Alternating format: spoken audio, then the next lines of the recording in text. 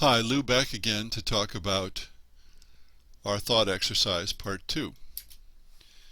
And this brings us to the game of Go. This may be the most complex of all classic games. It is also highly abstract. But like chess and checkers, it's solvable. In fact, recently a Go playing computer drubbed one of the best human players in the world and revealed some new lines of play that amazed the masters, the experts. So how would it do if first released today? I don't know, but I could see it doing as well in the West as the game now does. I don't think it would do as well in the East, where it's much more popular than in the West. And let's switch to a really simple game, tic-tac-toe. Its appeal is its simplicity. It's not really a commercial game because you can just draw a tic-tac-toe board anywhere and put X's and O's on. It's mainly of interest to children because as people get older, they realize that when it's well played, it's always a draw. In the current climate of simple, shallow games, I suppose it would do about as well as it ever has. And then we come to Monopoly. A problem here is Monopoly is a combination of a kid's game and an adult game. But the adults tend to frown on many aspects of it. For example, roll and move is entirely random, and a great many game players don't like that. It might be okay for giving children a chance to win, but not for hobby gamers. The opening of the game takes far too long for what happens, because everyone buys virtually everything they land on, given enough players. The end game takes too long to more or less, sometimes randomly, determine which leader wins the game. Moreover, it's a trading game with very little trading. In fact, I think it succeeds only because, quote, everyone knows how to play, unquote, and because people fondly remember playing games with their families, even though they may have never finished a play of Monopoly. I think it's a dud that survives only out of habit, and I'll discuss in a bit what I mean by that. What about Battleship? I encountered this as a graph paper game described in a book long before it became a Milton Bradley and later Hasbro 3D plastic game. It was something you played with graph paper. Of course, this is not the only traditional public domain, that is, game that's been commercialized by toy makers. Monopoly itself derives from something called the landlord game. Effectively, Hasbro sells convenience and the toy factor with these games, and that works even better now than when they first issued Battleship, because even simple things like getting graph paper and making marks on it are more than some people want to do. Scrabble.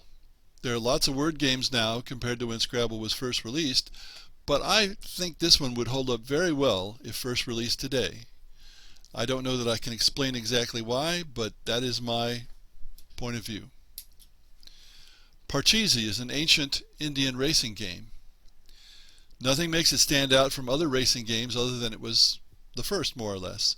So I can't see much of anything coming of it if it was first released today. Backgammon's another racing game, but more cerebral with the blocking and the doubling cube and so forth. It, of course, is also abstract. I have no idea how this would do if issued for the first time today. I'm not sure how popular it is as is. I've never played it, and I've rarely seen anyone play it. Mancala, an ancient game, is a board game where you can make a board in a short time almost anywhere because you can just dig in the earth and make holes. Now there are lots of Mancala boards sold, and I have an illustration here. And people are buying convenience in essence. Mancala is also solvable. And when someone sells a Mancala set, whatever it's called, there are lots of different names for it, lots of variations, they're selling the look and the convenience, not so much the game. Card games are much younger than board games, but still some of them are centuries old. In general, no game that uses the standard deck of 52 cards is likely to be a commercial success. I'm not saying it never happens, but it's unlikely because it's too easy for people to learn the rules online, rather than purchase a set when they already have all the components. That is, they have decks of cards that are very cheap. Moreover, tastes change. Most people can remember when standard poker was 5-card draw, yet now Texas Hold'em is very popular. Tastes have changed even within a part of one person's lifetime. So why are some of these games still around? Habit. People are creatures of habit. Recognizable looks. People will buy a Mancala set or a chess set and put it on their coffee table just so people can look at it. They're not really intending to play it. And finally, everyone, quote unquote, knows how to play, so we avoid the big no-no of 21st century games because we don't have to read the rules and figure out the rules. Many mass market games are bought as gifts. If the giver knows that everyone knows how to play, they don't have to worry about teaching the recipient.